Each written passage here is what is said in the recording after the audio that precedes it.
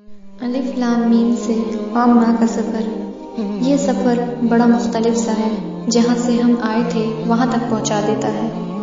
آغاز الف لام میم ہے، مگر ہمارے لیے سیقول کا لفظ بھی حروف مقطعات کی طرح تھا، کیونکہ اپنے خالق کے ہر لفظ سے انجام تھے ہم۔ پر جب رب نے دل کا رسول سے مقصد رسول دے دیا، پھر یہ مقصد لن تنالو کی لکیر بن گیا، جن لکیروں کو مٹانے کی خاطر ہم نے محبوب چیزوں کو قربان کرنا بھی سیکھ لیا، صرف اس امید سے کہ والمحسنات سے گزرتے ہوئے میں محسنہ بن جاؤں۔ پر کیا پتا تھا محسنہ کی راہیں آسان نہیں ہوتی۔ اب تو لا یحب اللہ کی لا سے لا الہ ہی کہنا تھا۔ اس موڑ پر دل بڑا ہارا ہوا سا تھا کہ وَإِذَا سَمِعُوا کے آغاز میں کلام اللہ نے رلا ڈالا۔ اگلے ہی دن وَلَوْ أَنَّنَا میں شیطان کے دھوکے سے دل مائل ہوتے ہوئے دیکھا۔ پھر قال الملأ میں بادشاہوں کی جہالت گزری، تو وَعْلَمُوا میں غنیمت کی بات اللہ نے کر ڈالی۔ پر ان کی جہالت کی انتہا یعتذرون میں جھوٹے عذروں سے پھر جھلکی، تو اللہ نے وما من دابہ سے رزق دنیا کا اعلان کر ڈالا۔ اب دور بدلا، دین کو عزت عطا ہوئی، اور وما ابرئ میں صبر کی مثال یوسف کو بادشاہت مل گئی۔ پھر دین کی حسرت ربما میں کافروں میں دیکھی۔ یہ حسرت تو پھر بڑھی جب سبحان الذی میں اللہ نے ہمارے نبی کو معراج عطا کر دی۔ ہر نبی کے درجات ہم نے صبر پر بڑھتے ہوئے دیکھا، پھر بھی قال العلم پر پہنچ کر صبر کیوں نہیں آیا؟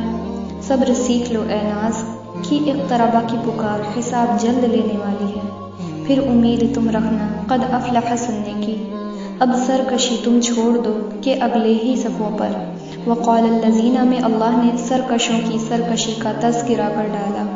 پھر امن خلق میں بھی کفار سے سوال کر ڈالا۔ کفار نہیں مانتے کہ ہم رب کے ہی خلقت ہیں، پر ہم نے اتلو ما اوحی میں سجدوں میں اپنے خالق کو ہے پایا۔